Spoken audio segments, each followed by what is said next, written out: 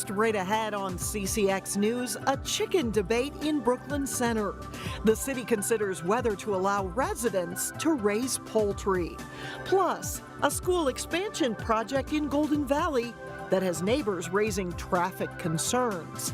And we check out the conditions of a local golf course to find out when it's game on. CCX News starts right now. Hello and thanks for joining us. The push to allow residents to raise chickens is growing in Brooklyn Center. And on Monday night, a community group went before the city council with more information on a poultry proposal. Reporter Sonia Goins has more. Come on, ladies. Here we go. Barbara Prestige Anderson has raised chickens in her New Hope backyard for several years. She says her poultry pets are easy to raise and their eggs beat store-bought any day. I just hand people eggs and say, try them.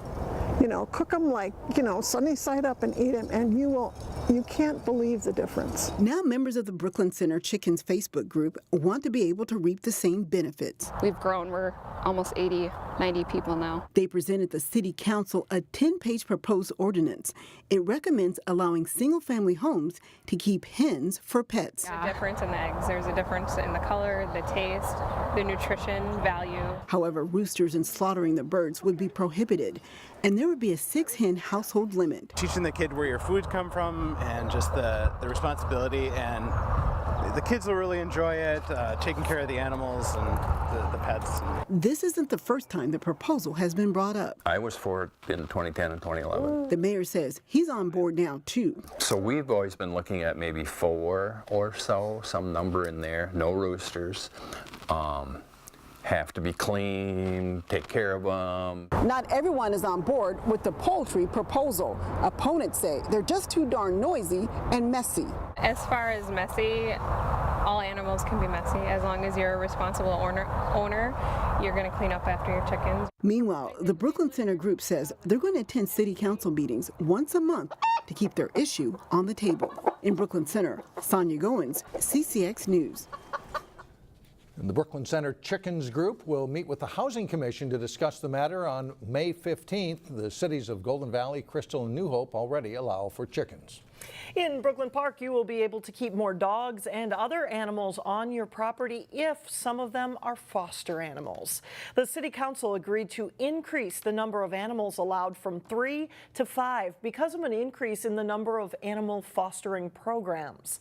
These are animal families that take care of animals on a temporary basis. They may be in recovery from animal abuse situation or may be preparing to be trained as a service animal.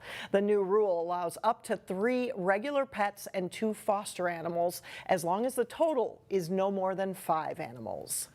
In Golden Valley, the Hopkins School District is seeking city approval to expand Meadowbrook Elementary School. The Meadowbrook principal says the school has outgrown its current space and needs to construct 9 new classrooms to accommodate about 50 more students. Much of the growth is attributed to free full-day kindergarten that the state started funding in 2014.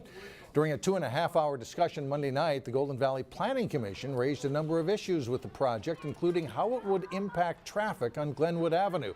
That's a big concern for nearby homeowners. The school district hopes to begin construction this summer. With warm weather finally here, Minnesotans can officially declare winter is over. And of course, that's welcome news for local golf courses. Delane Cleveland visited Edinburgh, USA and Brooklyn Park to see what they need to do to get the course ready for opening day.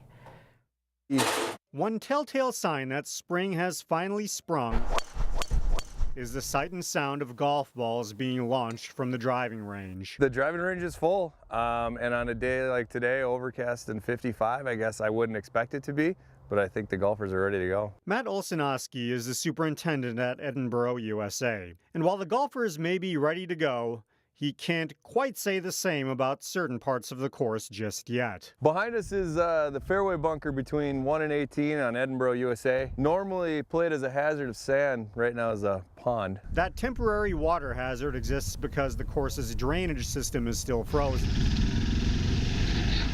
Meanwhile, other parts of the course are still showing signs of winter. This little section near hole 3 is probably the worst looking part of the course. The path here is covered in snow and ice.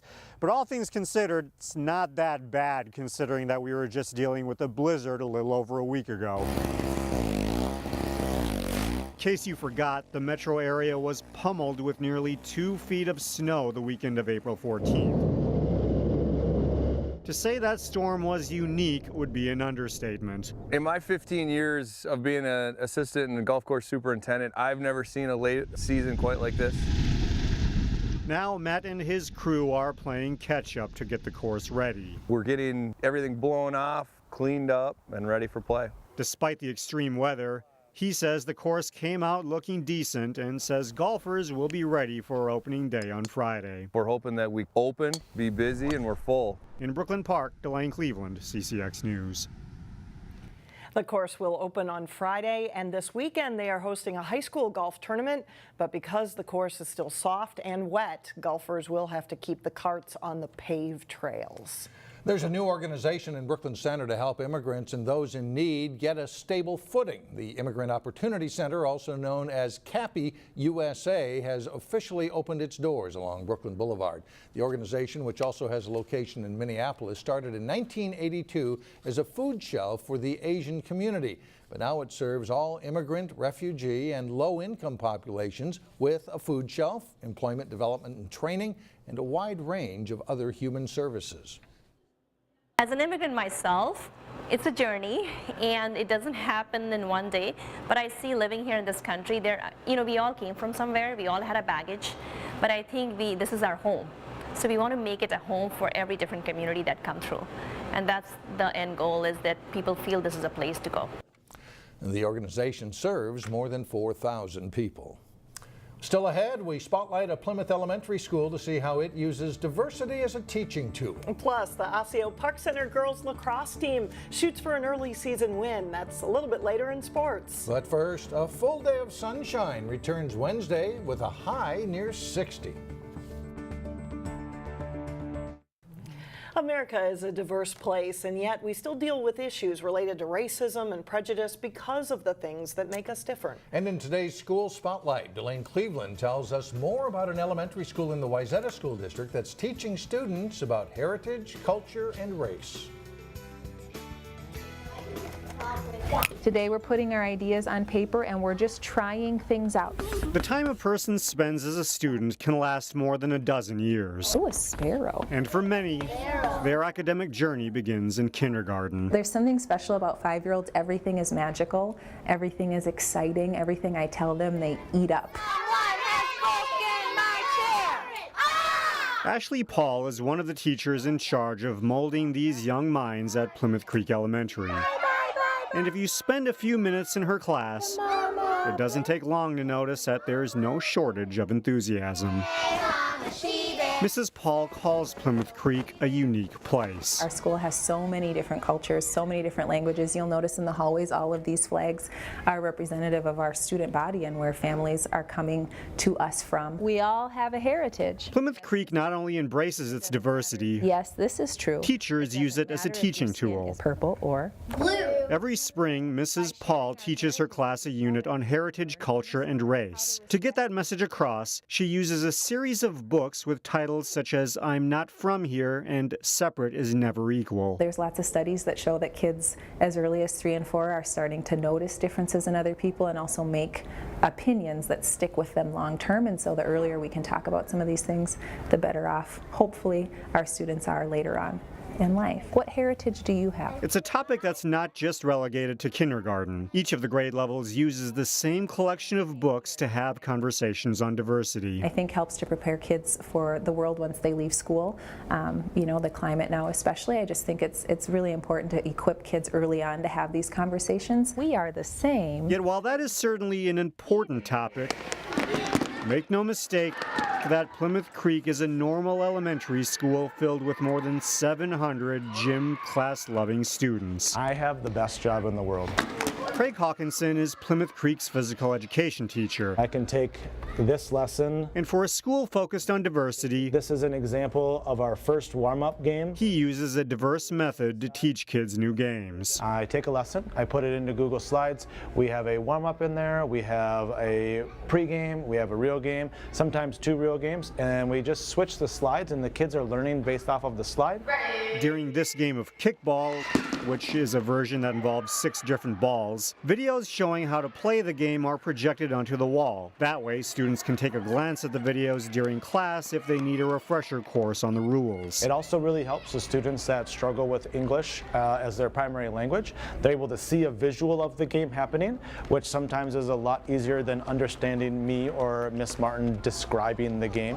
Whether it's understanding a game, Tell me why, or comprehending the world at large, the teachers at Plymouth Creek say that when students graduate, they come away with more than the basics of education. You learn a lot of skills, and you're going to need this when you grow up kind of information, but I also hope that they felt like they left a place where they belonged and they felt safe. In Plymouth, Blaine, Cleveland, CCX News.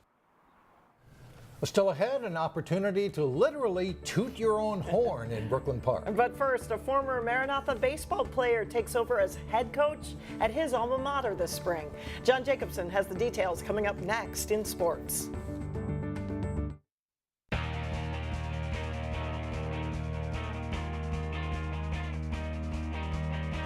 I'm John Jacobson with sports. The Park Center football program has a new head coach after Paul Strong stepped down after 4 seasons as the Pirates' leader.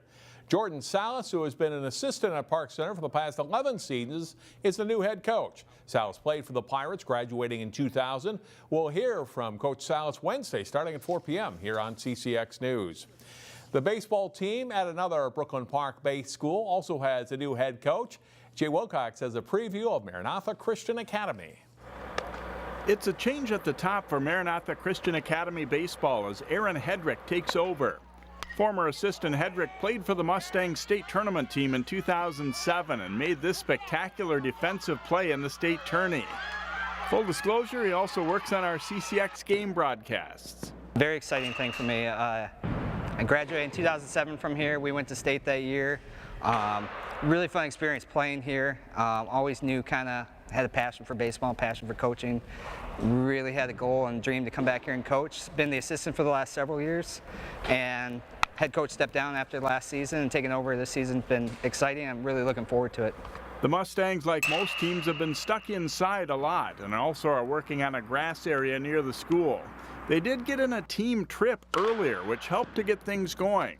We got to go to Florida this year, so we've been preparing really well, and it kind of sucks to be inside, but we're definitely ready to be outside and go play some games, actually. So we definitely got a ton of work in the gym here at MCA, and we had a spring training trip for a week that really got us ready for the season.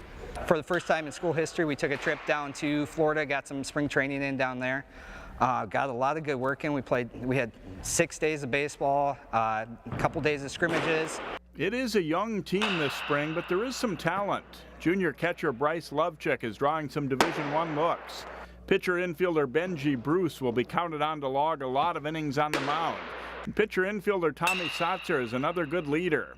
It's a team that could surprise if everything falls into place. Yeah, I think we're pretty solid all around, and we got a couple of key pieces that should carry us through the season. a good season this year would probably be going to sections and going pretty far.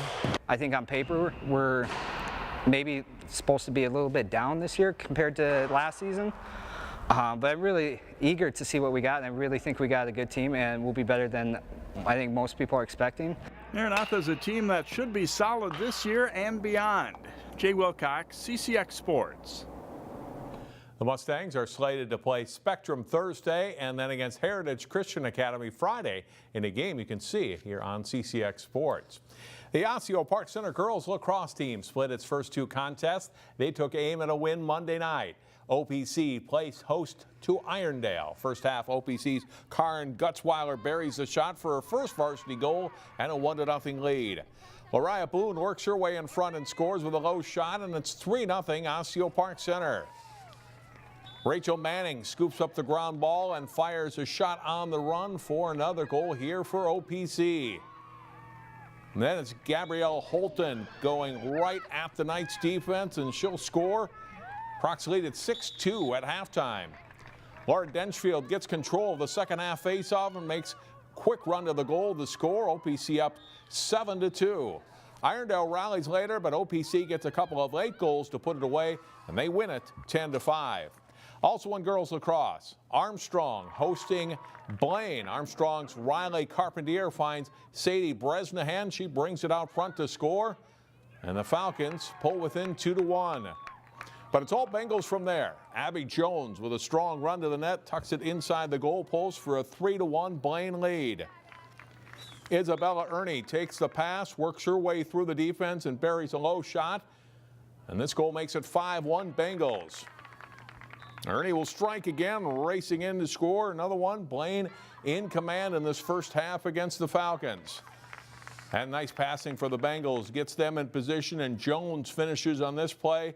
Blaine goes on to win 17-4, and Armstrong drops to 0-2 on the season. And that's it for sports. Mike and Alex, back to you. All right, thanks a lot, John. Up next, your chance to help strike up the band. Your opportunity to dust off an old instrument and make some music when we come back.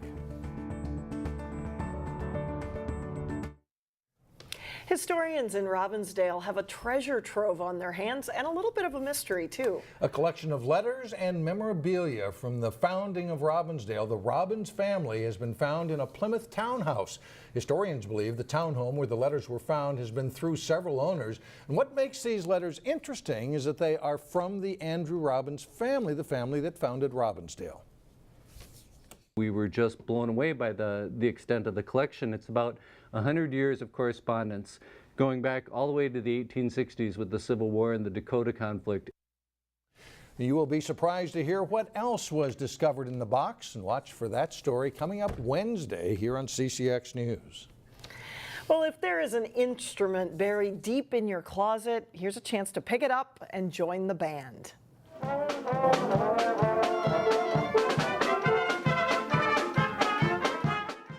The Brooklyn Community Band is recruiting members. All instruments are welcome, and right now they're gearing up for their summer concert series. And they have a good sense of humor, too. Director David Mantini says music selection ranges from moldy oldies to the classics. It's a great bunch of people. We have people ranging in age from, recently out of high school to they've been out of high school for maybe a little longer than some other people. Wide variety of ability levels, and we're pretty much welcoming to everyone. Rehearsals are Mondays at 7:30 at Northview Middle School in Brooklyn Park. More information is available on the Brooklyn Community Band Facebook page. And the director said, come, play a note, then come again the next time, maybe play 2 notes. Bring your clarinet come and play. on, right, Yeah, that's have right. They some also fun. need oboes and percussionists too. Very good. That's all the news for us. Thanks so much for joining us. And we'll see you back here again Wednesday starting at 4.